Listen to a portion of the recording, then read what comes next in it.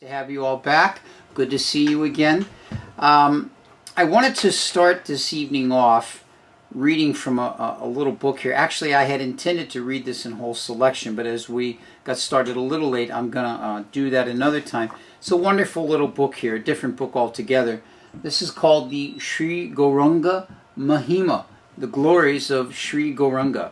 Now, this book, unfortunately, there we go, is not available at Krishna.com. This is one of those rare books found here and there about the devotional universe.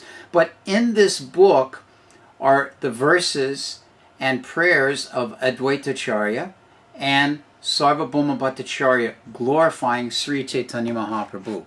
Now, one of the favorite prayers in glorification of Mahaprabhu, one of my favorites, is the Gauranga Ashtatara Shatanam Shotram.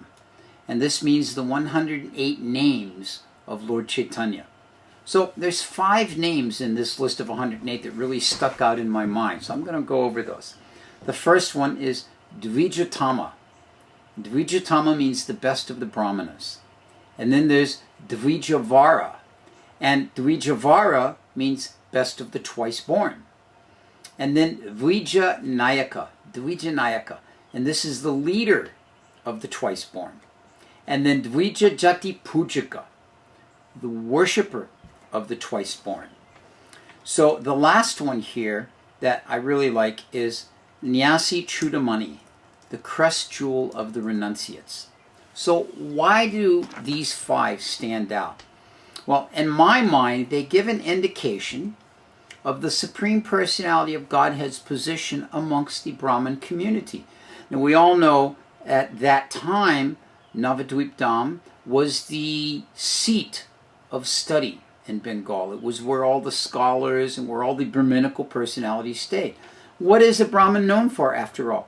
Primarily 2 things: knowledge and renunciation.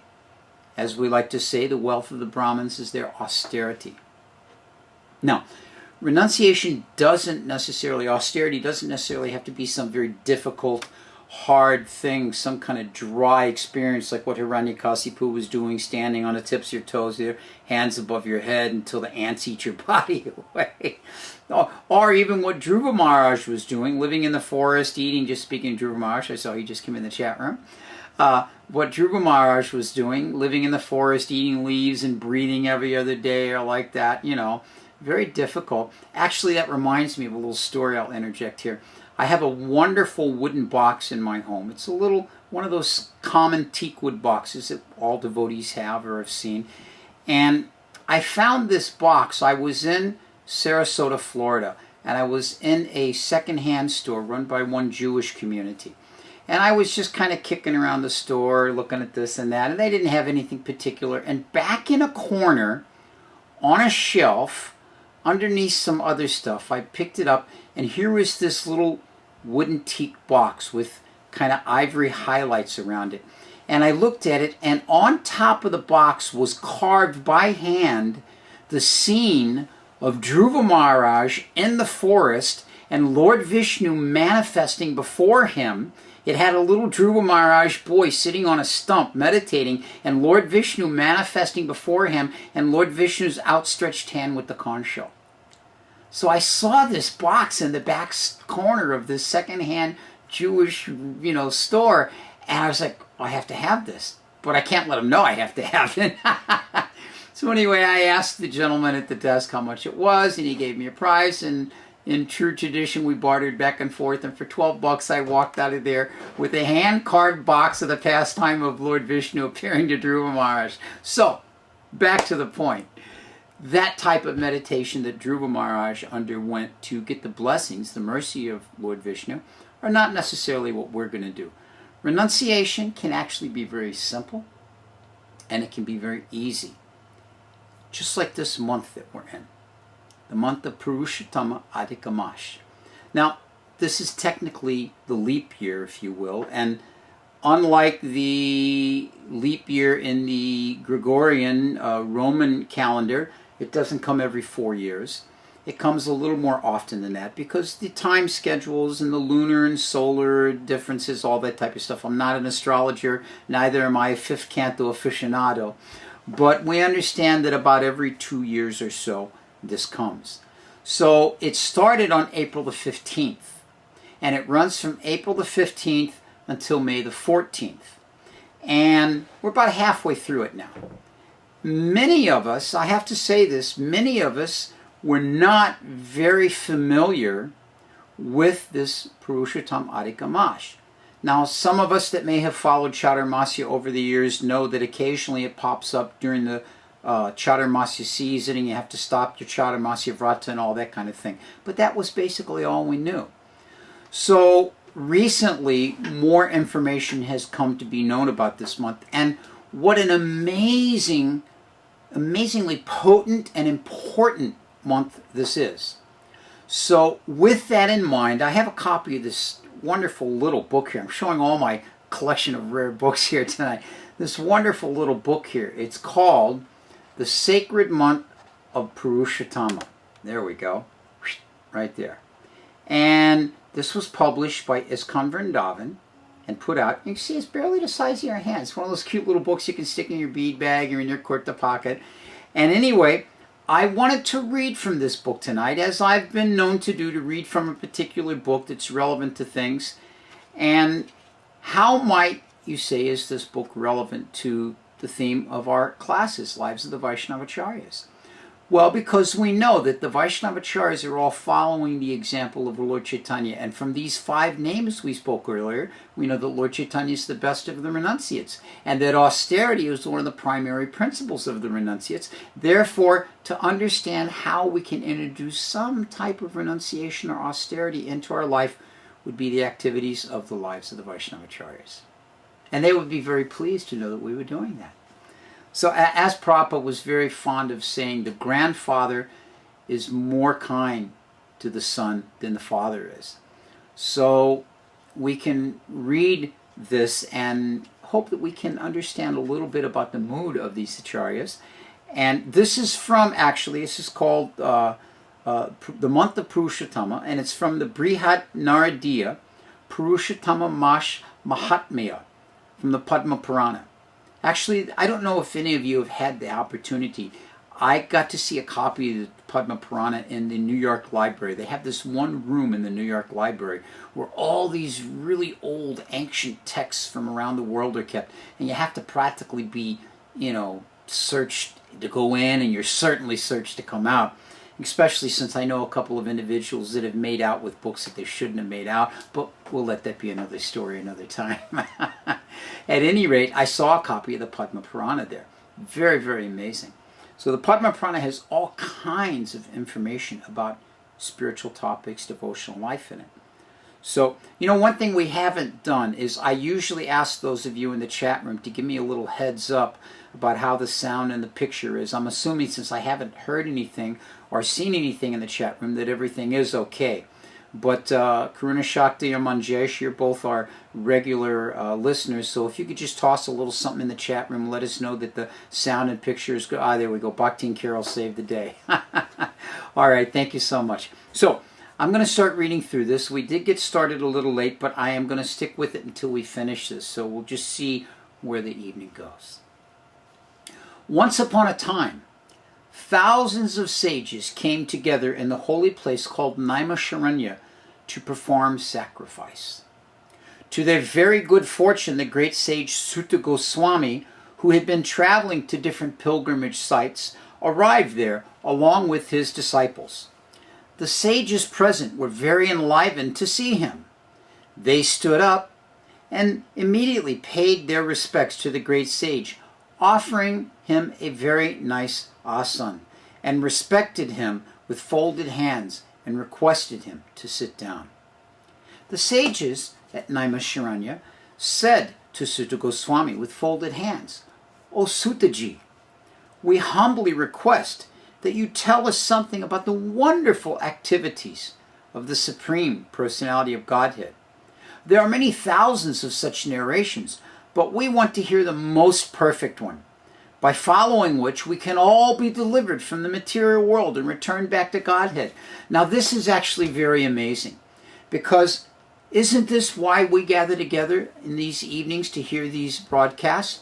Isn't this why we gather together at the temple in the mornings to listen to classes? Isn't this why when some respected sannyasi comes through, you find the attendance at the temple classes to double and sometimes triple? Because we all have a desire to hear about the personality of Godhead's pastimes.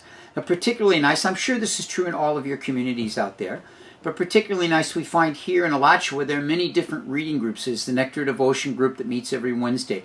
There's the Chaitanya Charitamrita reading group that meets every Friday. There's different reading groups that meet and have discussions about the different topics of Krishna. And so this is a great tradition that is something that's been going on for thousands of years. And here we see the very sages of Naimisharanya have taken up this activity. But they don't just want to hear, they're requesting very specifically, we want to hear that which is the very best. And what do they define as the very best? That which will deliver them from the material world and send them back to Godhead. That's what they want. To have the opportunity to go back to Godhead by hearing these wonderful pastimes of the Lord. So, hearing this request made by the sages, headed by Shaunaka Rishi, Sutta Goswami began to speak. O sages, please listen to me. I first went to Pushkar Tirtha. Then, after visiting thousands of other holy places, I reached Hastinapur. There, on the bank of the Ganges, I saw thousands of sages sitting together with Parikshit Maharaj. Just then, the great sage Sukadeva Goswami appeared, and all the sages present paid him proper respects by rising from their seats and folding their hands. All the sages unanimously offered the asan to Sukadeva Goswami, who would speak Krishna Katha to Parikshit Maharaj. I have just come from Hastinapur, where I heard the Srimad Bhagavatam from the lotus mouth of Sukadeva Goswami. Now I will tell you about the all-attractive personality of Godhead and his activities. Once, long ago, Narada Muni reached Badarik Ashram, the residence of Sri Narayana Rishi. The river Alakadanda was flowing down from his lotus feet. Narada paid his obeisances to Narayana and prayed, O Lord of the demigods, O Master of creation, you are all truthful, the essence of all truths. I offer my obeisances unto you. O Lord, in this material world, all living entities are busily engaged in sense gratification. They have forgotten the ultimate goal of life. Therefore, please explain something useful both for the householders and the sages like me, something that will help us attain self-realization and return back to Godhead.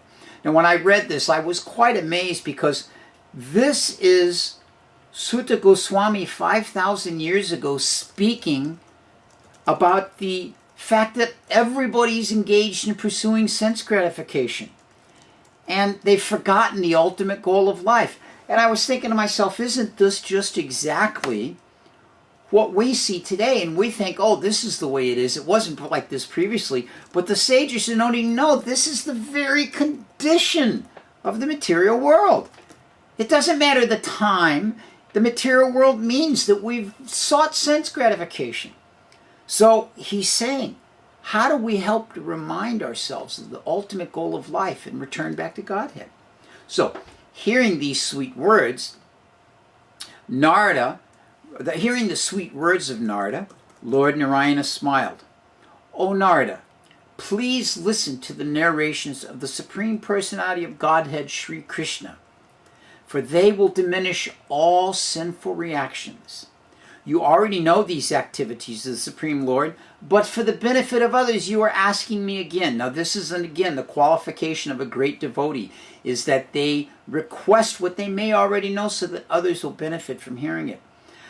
I will tell you about the glories of the sacred Purushottama month, which is fully potent to grant not only material happiness, but also qualify one to return back to home, back to Godhead.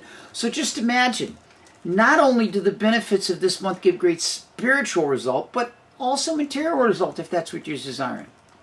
Naradaji inquired, O Lord, I have heard the glories of all the different months, Kartik, Chaitra. But which month is this Purushottama month? O Ocean of Mercy, please tell me about this special month. What is the way to glorify this month? What should I do during this month? How should I take bath? How should I give in charity? What should I chant? Who should I worship? Should I observe fasting? Please tell me all of this in great detail. Now this shows that Narada Muni understood clearly how to inquire. He wants all of the details of this information. Sutta Goswami said, O sages, after hearing all these questions from Narada, Lord Narayana began to speak from his moon-like lotus mouth. Sri Narayana said, O Narada, I will tell you something which was previously explained by Lord Sri Krishna to Maharaj Yudhishthira. Now we do find that much of the Padma Purana deals with conversations between Krishna and Yudhishthira Maharaj. Once, Dharmaraj Yudhishthira lost everything, including his empire, his palace, and even his chaste wife Draupadi, to Duryodhana in a gambling match. At that time, Draupadi was insulted by Dushashan in front of the whole royal assembly. But when Dushashan tried to strip Draupadi naked, she was saved from such a dangerous situation by Lord Sri Krishna. After this incident, Yudhishthira Maharaj, along with his brothers and wife, left the kingdom and lived at Kamyavan. Once Sri Krishna, son of Devaki, visited the Pandavas in that forest. All the Pandavas, including Draupadi, were very happy to see their lord, and they forgot the painful life of living in the forest immediately. They felt enriched with a new life just by taking Krishna's darshan. They paid their obeisances at the Lord's lotus feet.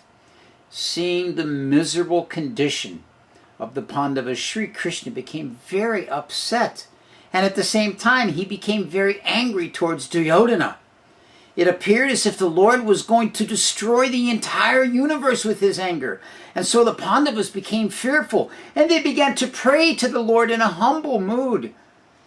Listening to the humble prayers of Arjuna, the Lord composed himself and said, O Arjuna, being very pleased with all of you Pandavas, and being controlled by your devotion and friendship toward me, I will now tell you about the wonderful history of Purushottama month. Once upon a time, there was an arrangement of providence that an extra month came into the world. Everyone took this month to be most inauspicious, and even saw it to be like stool. Just as one does not touch stool, this month also was seen as untouchable. It was blaspheming, constantly unprotected, and rejected by everyone as an improper time for any religious or auspicious activity to be performed. Being so rejected by all human beings, and constantly hearing only bad words and blasphemy about itself, this extra month became very sad. Now this is an important point because this gives further indication, further clarification that everything originally is personal in its nature. And being personal, there is a personality. And so these are the activities of that personality, Purushottama. This month came to Vaikuntha to explain her sorrowful situation to the Lord. Seeing Lord Vishnu on his simhasana, she fell down at his lotus feet in a mood of great sorrow and grief. Tears were falling profusely from her eyes, and she prayed to the Lord as follows. O Lord, O Ocean of Mercy, I have come to you because I am helpless. I have been rejected and blasphemed by all people of the world. Please, Lord, protect me. Please show me your mercy. Please don't you be indifferent to me. Saying these words, the extra month continued crying in front of Lord Vishnu and sat down before him in a dejected mood. Seeing the humble and pitiful position of this extra month, Lord Vishnu became very merciful toward her. He told her, Do not lament. I shall give you protection from all miseries. Please stop your crying. It is not proper to lament after having taken shelter at my lotus feet." Being so consoled by the Lord, the extra month said, "O Lord, you know my painful condition. No one is in a more miserable situation in these three worlds than I. First of all, the other months, years, days, nights, in all directions are being protected by you, and so they are always moving fearlessly in their unique, charming moods. But I, the extra month, don't have any name, nor any protector, nor a husband to give me shelter. All the demigods and the human beings reject me and will not perform any auspicious activities during my time. For this reason, O Lord, I want to die immediately." O Narada, this extra month then repeatedly said, "I want to die, I want to die, I want to die." Then she fainted at the feet of the Lord. Being requested by Lord Vishnu, Garuda began fanning the extra month. After some time, she regained consciousness and began to speak again. "O Lord of the universe, I am in need of your shelter. Won't you please protect me?" Lord Vishnu told the extra month, "O child, please don't lament. Your misery will be finished very soon. Get up and come with me to Goloka Vrindavan, which is even unattainable by great yogis. Goloka is the abode of Lord Sri Krishna. Here, Lord Sri Krishna, in his two-handed form, surrounded by gopis and enjoying his eternal pastimes, the Supreme Sri Krishna of Goloka, will deliver you from all your miseries. Please come with me." Then Lord Vishnu took the extra month to Goloka, catching her by the hand. From a distant place, Lord Vishnu and this extra month observed the effulgence of Goloka. Now this is actually interesting because we can judge, I think, our spiritual advancement by as we approach Vrindavan, which is truly Goloka, the abode of Lord Krishna, whether we're able to perceive the illuminating effect of it. Of course, nowadays we just see all the extra lights that have come from all the development that's there. The dazzling effect and effulgence of Goloka automatically forced them to close their eyes. Therefore, forced her to close her eyes. Therefore, keeping the extra month behind him, Lord Vishnu proceeded further until he reached the main gate of Goloka. There, the doorkeeper paid obeisances to Lord Vishnu. Having reached the supreme abode, Lord Vishnu met Lord Sri Krishna, who was surrounded by many devoted gopis, and paid his obeisances to Lord Sri Krishna. This must be quite a sight, Lord Vishnu offering his obeisances to Lord Krishna. Then he made the extra month also offer her obeisances at the lotus feet of Lord Sri Krishna, even though she was crying loudly. Immediately, Sri Krishna asked, "Why is she crying? She is in Goloka Vrindavan. Why is she crying?" Hearing these words from Lord Sri Krishna, Lord Vishnu got up from his seat and started explaining the miserable condition of the extra month. He begged Sri Krishna, "Please, you protect this unprotected month. There is no one except you, Lord Krishna, who can save this extra month from her hellish condition and give her full protection." Having said these words, Lord Vishnu remained standing in front of Lord Krishna with folded hands. Then Suta Goswami continued to speak. "O sages, Lord Vishnu then took his seat, and Lord Krishna spoke very confidentially these words to him. Listen carefully, for now I am going to share them with you, and I in turn will share them with all of you. Purushottama, Sri Krishna said, "O Vishnu, you have done a very great deed by bringing this extra month to me. You will become even more famous for performing this act. Because of you, I have accepted this extra month. I shall make this poor extra month just like me in quality, fame, opulence, realization, success, and in giving benediction to devotees. This month will become equally potent to me. I am bestowing all of my divine qualities on this abused and rejected month.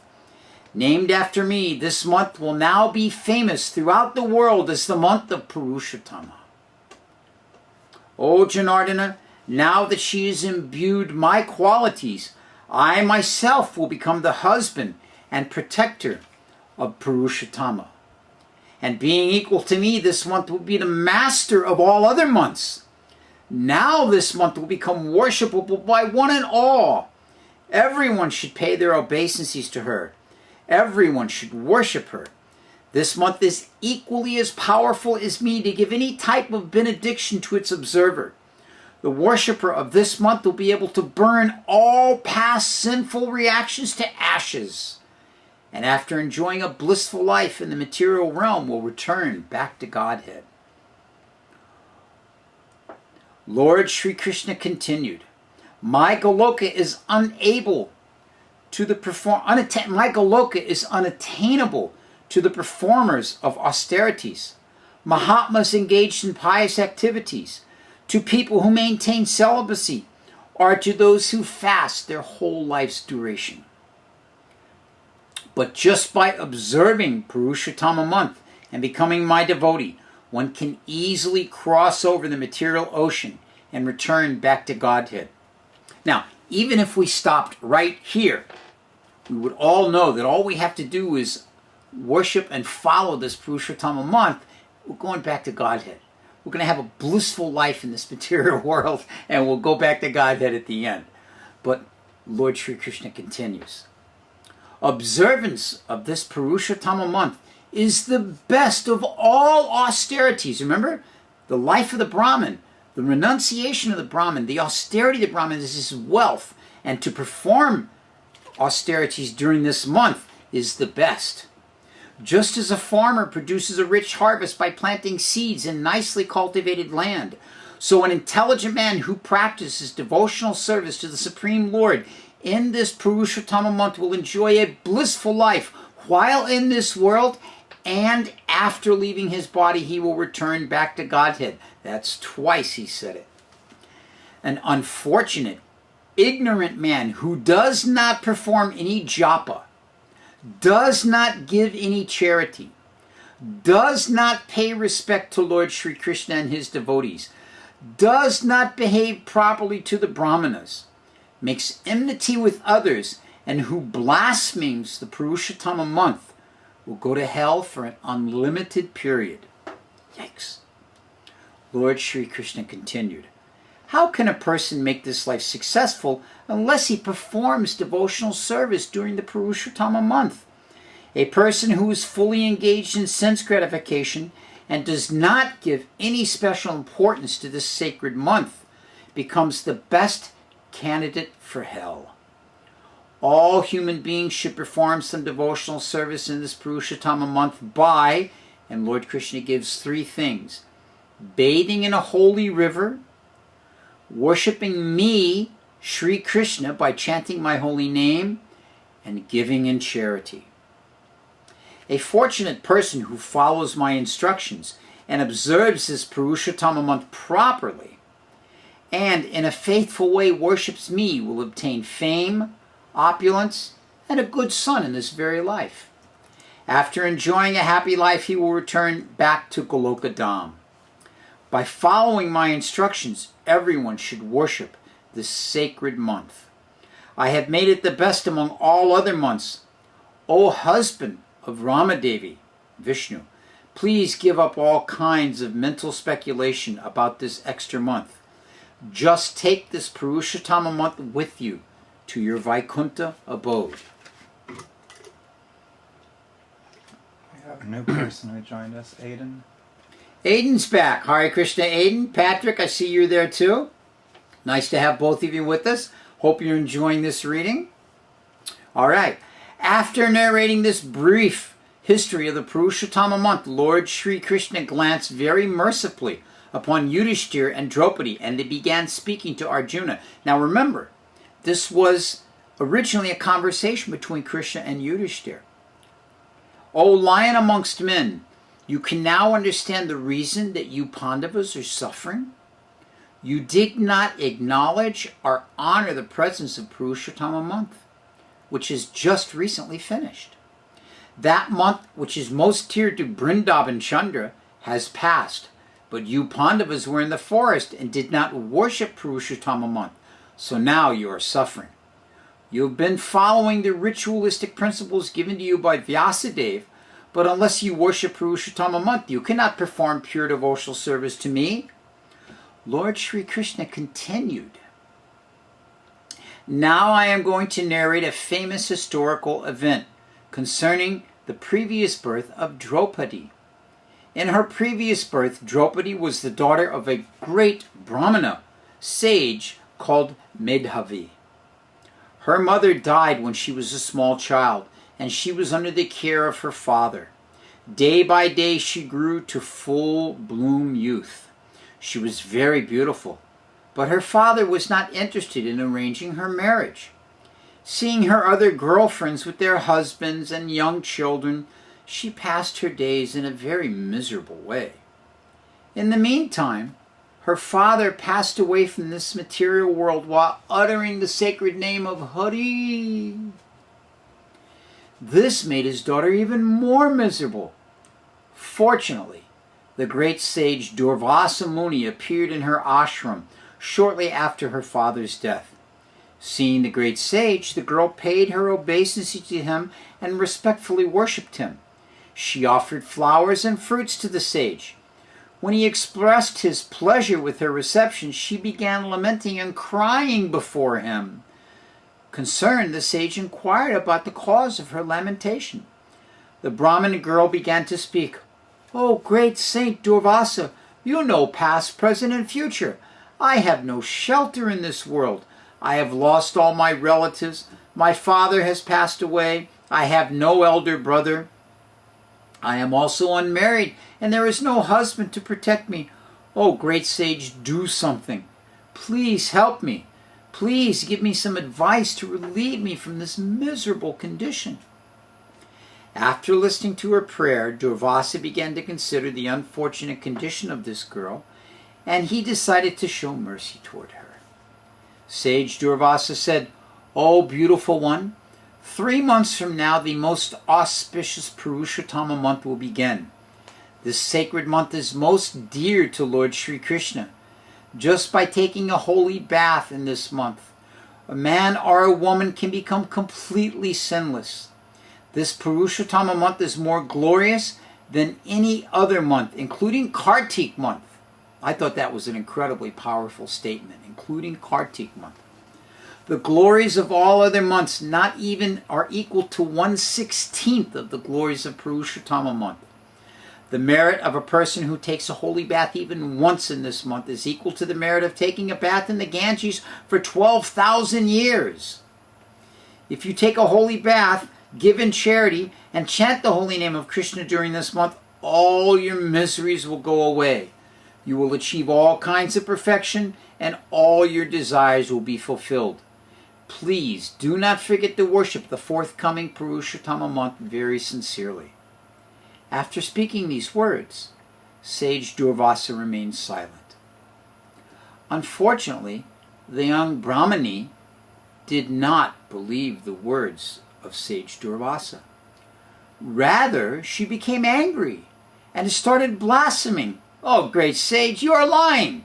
How could this extra month, which you call Masa, which means the stool month, be superior to all the other great months like Magh, Kartik, and Vaishakha? I cannot believe your words. You are trying to cheat me. This extra month is known as being abominable for any kind of pious activity." Hearing the words of the Brahmani girl, Durvasa became very angry, and his whole body started burning, and his eyes became red.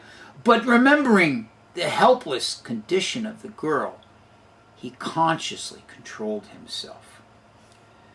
Sage Durvasa told the girl, "O unintelligent one, I am not going to curse you, because your father was a good friend of mine. You were in a helpless condition. Being an ignorant child, you cannot understand the Vedic conclusions. I am not going to take your offense to me seriously, but at the same time, I cannot and should not tolerate your offenses toward the Purushottama month. In your next life, you will certainly reap the results of the offensive words." The great sage Durvasa then hurriedly left that place. Lord Sri Krishna then told Arjuna, "O sinless one, when Durvasa Muni left that place, the Brahmani girl, Draupadi, in her previous birth, lost all of her opulences at that moment. Being an offender to Purushottama month, her body began to look very ugly, and she lost her effulgence. She then decided to worship Lord Shiva, who is known as Ashutosh, one who is very easily pleased. The young Brahmani then began to perform austerities to please Lord Shiva, the wife of Parvati. She continued her austerities for 9,000 years. In the summer season, she would sit in meditation surrounded by fire at the hot sun. In the winter, she would meditate in the freezing cold water. Observing her austerities, even the demigods became fearful. O Lord Shankara then appeared before the Brahmani girl, because he was pleased by her worship and her austerities.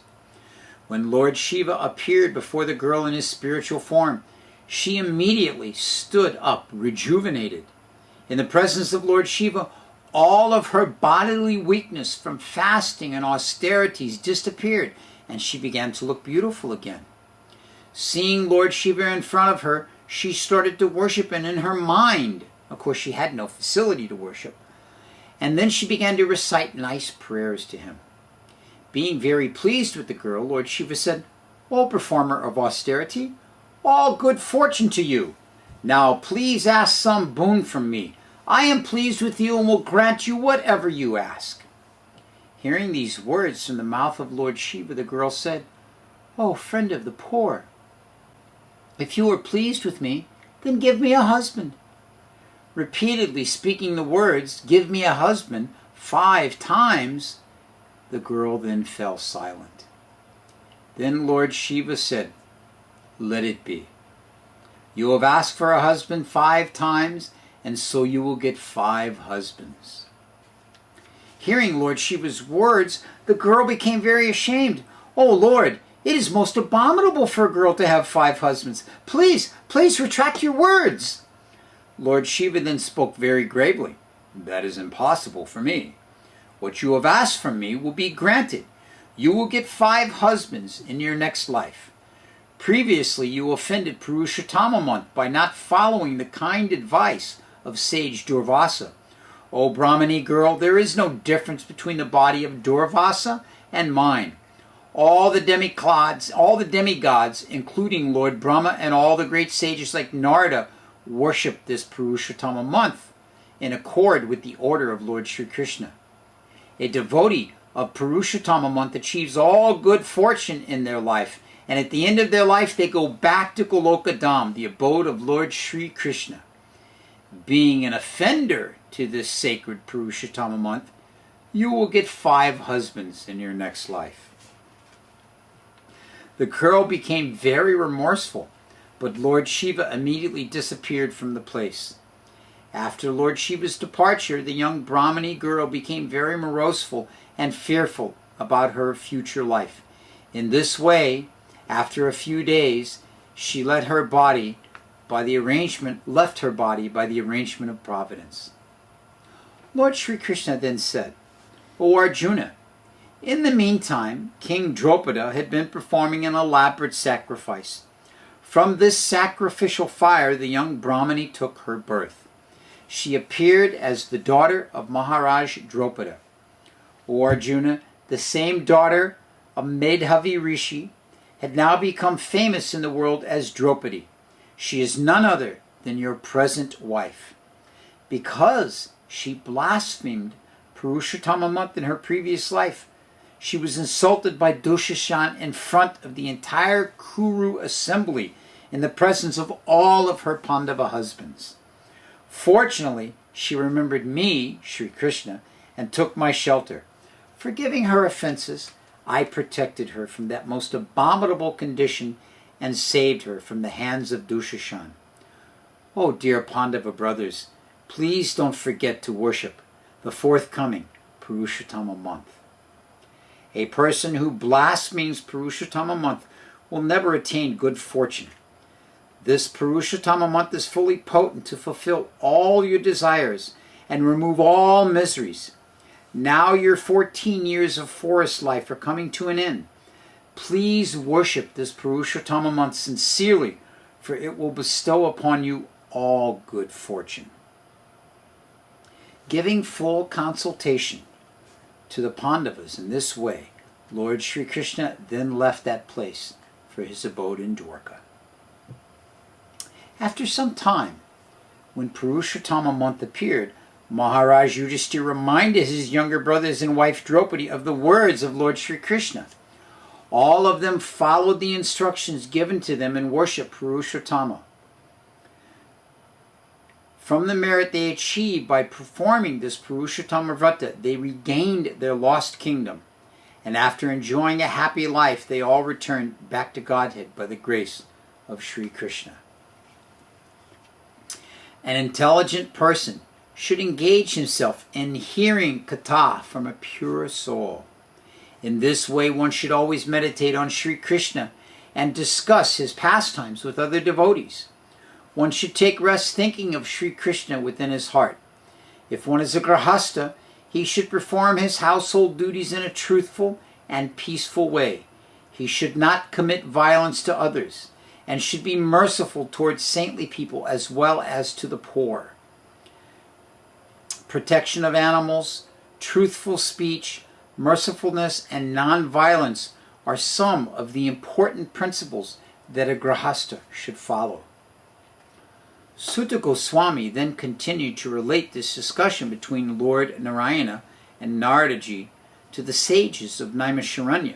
So just to give us the timeline, we have Yudhishthira being spoken to by Lord Sri Krishna. And this is being mentioned by Sukadev Goswami in his conversation with the sages at Naimisharanya, to Maharaj Pariksit, in the audience of which was Sutta Goswami, who was hearing these words and speaking them to the sages in Naimisharanya. That's a timeline you get confused. So Sutta Goswami continued. O Brahmanas, the great sage Narada Muni became very pleased by hearing all about Purushottama month from Lord Narayana. He paid his obeisances and then began to speak. This Purushottama month is the best of all months. It is the best of all kinds of vratas and austerities.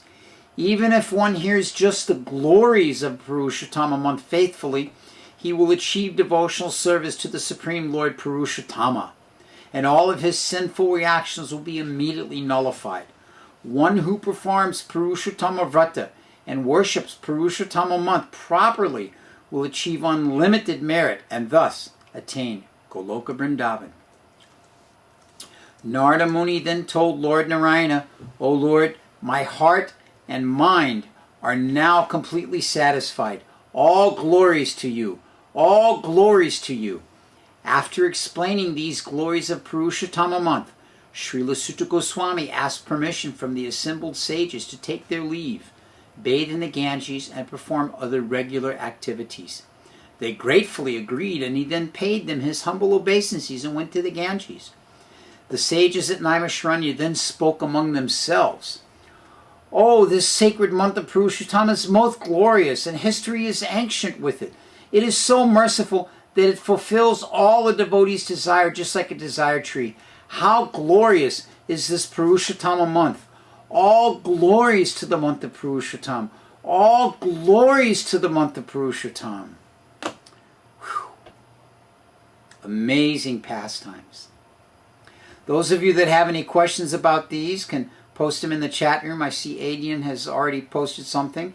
And if you want to say anything else, I'm going to kind of conclude here. There is mentioned in the back of here that chapter 15 of the Bhagavad Gita is the chapter on Purushottama Yoga, the yoga of the Supreme Person, and it is recommended that one read that chapter during this month of Purushottama.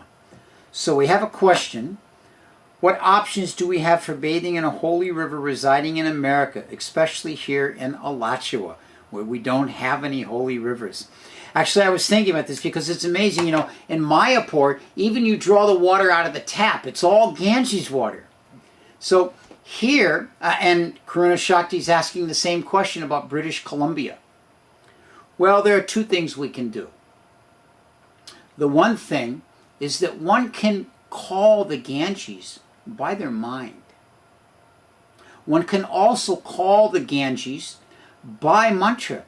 Gange cha jamuni chaiva godavari saraswati narmari sindakavari jalisman sandanim kuru. This calls all the 12 holy rivers into any container of water, and you can bathe yourself with that.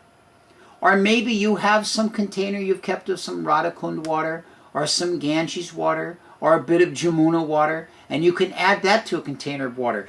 In the Srimad Bhagavatam, there's the interesting story with Indra, that when Indra wanted to get relieved from the sinful reaction, he made a deal. And one of the deals he made was with water, that the benefit water would get from accepting part of the sinful reaction of Indra was that whenever it was added to something, nobody would know which was which, and it would become all equal. Just like if you add water into some fruit juice, it all becomes fruit juice.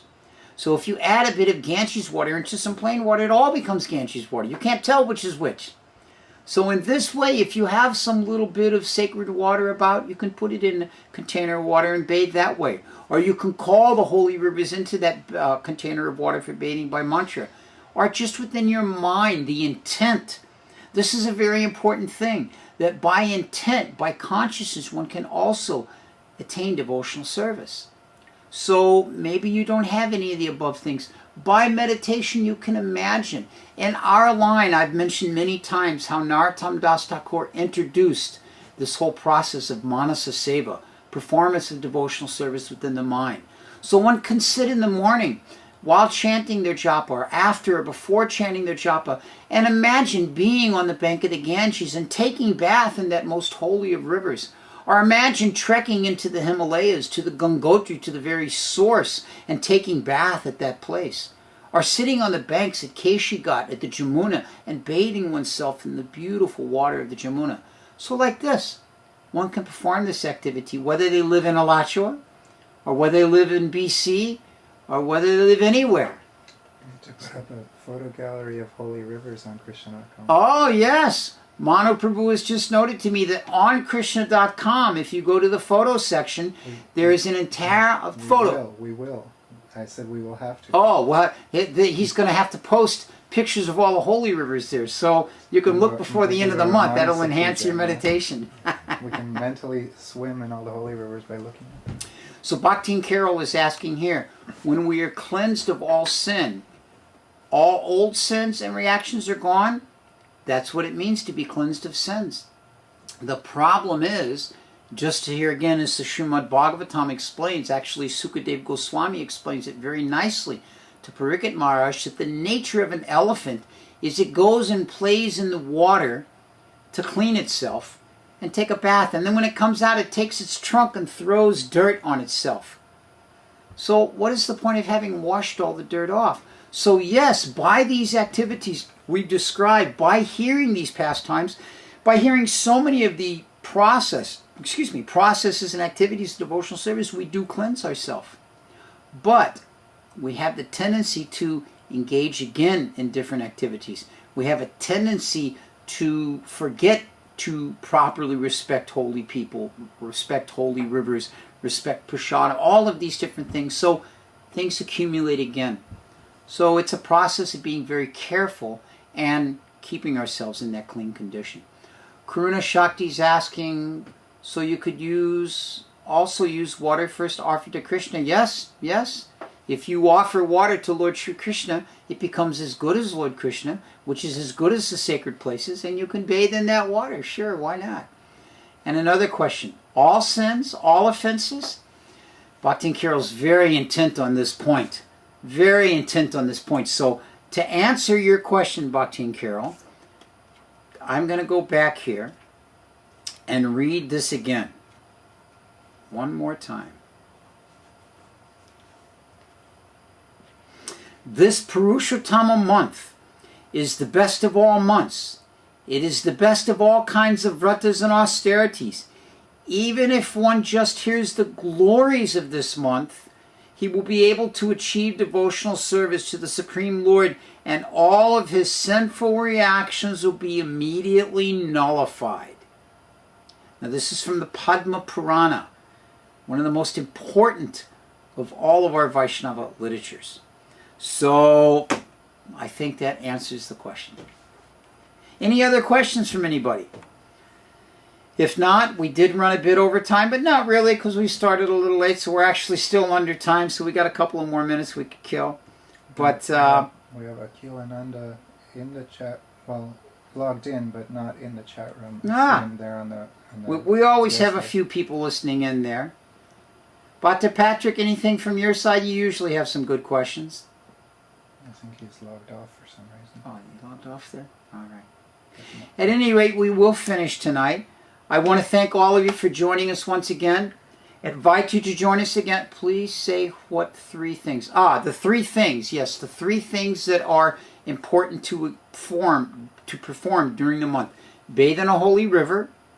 Chant japa of Krishna. There's all kinds of japa, but in this case, chant japa of Sri Krishna. And to give in charity. This is a very good month to give donations to temple projects. Like here in Alacha, we've encouraged everyone because we have the installation of Krishna and Balaram coming up, and so it's a great opportunity to give donations for that. It's a great opportunity to support any kind of like Krishna.com or Care for the Cows or any devotional activity like that. So give in charity, bathe in a holy river, and chant japa. These are the three main things to remember. Perhaps the downpour. Aiden is mentioning about yesterday we had an initiation ceremony and there was a huge big downpour and all the devotees were bathed by that water during the downpour of Jugga, so that was also very beneficial. That's true. All right, so thank you very much. We would like to invite you all, not next Monday, but the following Monday. We're back here again every other Monday, and we'll join you again for another episode in the lives of the Vaishnavacharyas. I'm your host, Chatturaatma, and look forward to seeing you then. Hare Krishna.